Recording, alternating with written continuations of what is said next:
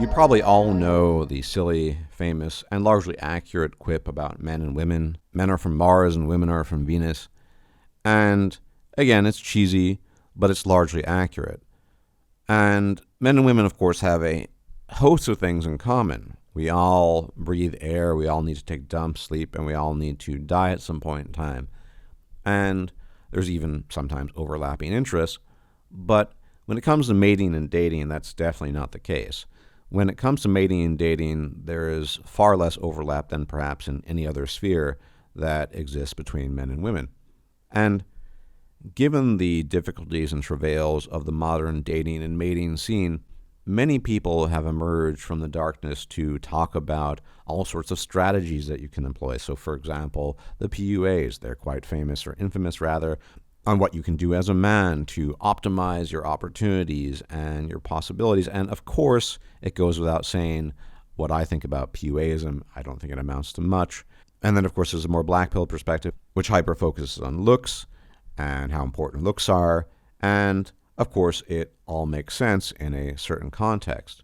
But given the differences between men and women, specifically in the mating and dating scene, and the differences between what men want and what women want, women have been slowly but surely developing their own strategies to deal with or cope with some of the difficulties that emerge in the modern mating and dating market. And one of these strategies has been referred to, and it's popped up a number of times on Reddit, in articles, as female strategic dating.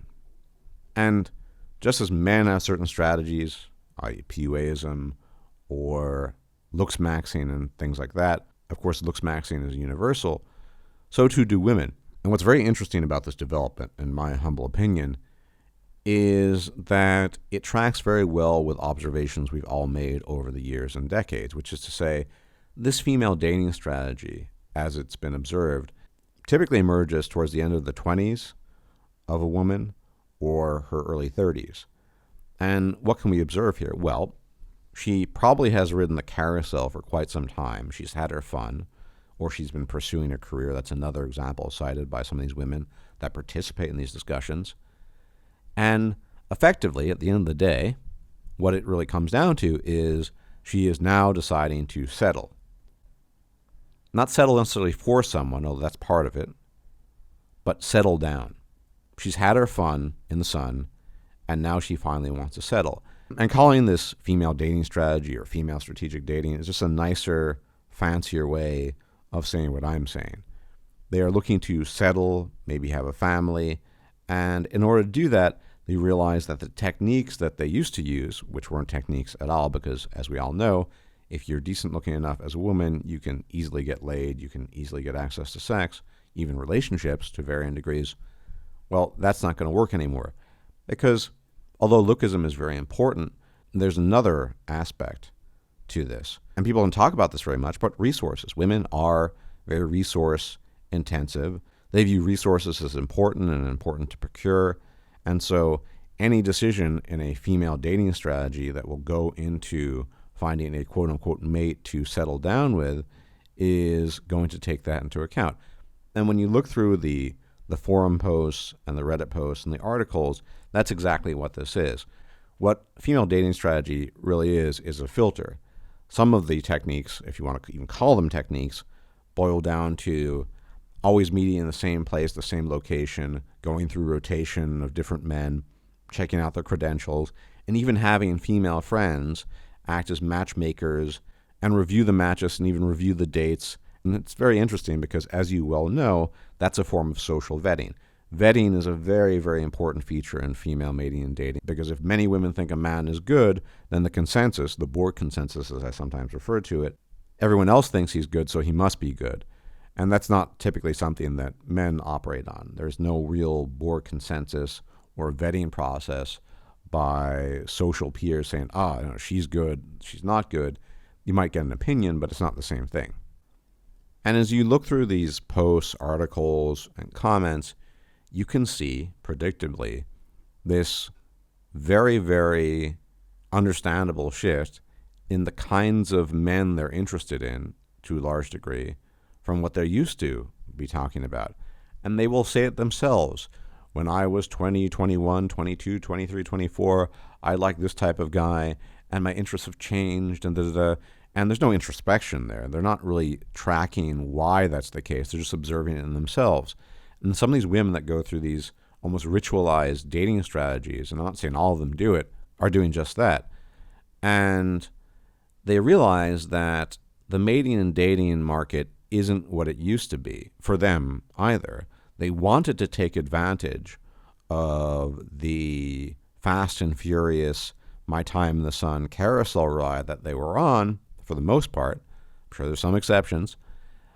But they also want to get the things that they want in life, a family, a husband, etc., etc. And so at the end of the day, this is all very, very predictable stuff. Women not really being incredibly self-aware, but at the same time aware enough that whatever strategy they were employing isn't going to work going forward.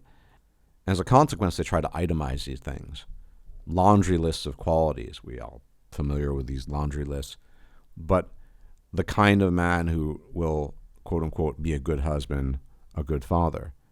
Now, they never ask the male perspective on what it's like if you want to, quote unquote, settle down in your 30s with a woman who's had potentially dozens, if not hundreds, of sexual partners, but nobody really cares what men think about this. And an interesting aspect to this, of course, is that part of this is one-upmanship, in the sense that a lot of women have seen the rise of quote-unquote PUAism and various male strategies when it comes to mating and dating, and they wanted to come up with their own. Of course, the interests there, the trajectories are so different that there's almost no overlap, other than there is some difficulty, fundamental problem in the mating and dating market, and for some reason, some women are getting together saying we need to do something about this. One thing is clear from all of this, gentlemen, and that is the mainstream can no longer ignore how different, difficult, and treacherous the modern mating and dating market has become for individuals. They don't ignore it for men, although it's always tongue-in-cheek, as I recently referenced in my 60-40 video, where they aren't really concerned about the welfare of men in this case, not really concerned about what happens to them. They're just concerned that men are broke and hurting women. But they're certainly noticing the quote-unquote dangerous men who are quote-unquote broke and useless, and how that has a negative effect on women. And women are all too aware of this. And so it's reached the point, really, where not even the mainstream can ignore this stuff. It's all right in your face on a day-to-day basis. And one thing I think that's consistently ignored to this day is that whatever people, or whatever the mainstream, whatever the world thinks about men, on some level, it does matter. Because let's be honest, there aren't enough quote-unquote good men to go around to make up for the difference of the women who want these quote-unquote good men, unless these women want to be part of a harem. And I don't think harems are exactly encouraged in a Western civilizational context. And it's probably only going to get worse. This isn't just a localized phenomenon in the United States or in Europe. This is a global thing. And I'll have more to say about this going forward in the future. As always, please hit the like button, subscribe if you've not yet done so, hit the bell icon to be informed of my forthcoming videos, and if I'm still alive, I will check you out later. May the gods watch over you. Take care. Bye-bye. If you liked this video, please like, share, and subscribe. And if you enjoy my content, please consider making a donation or becoming a patron. Thanks for watching.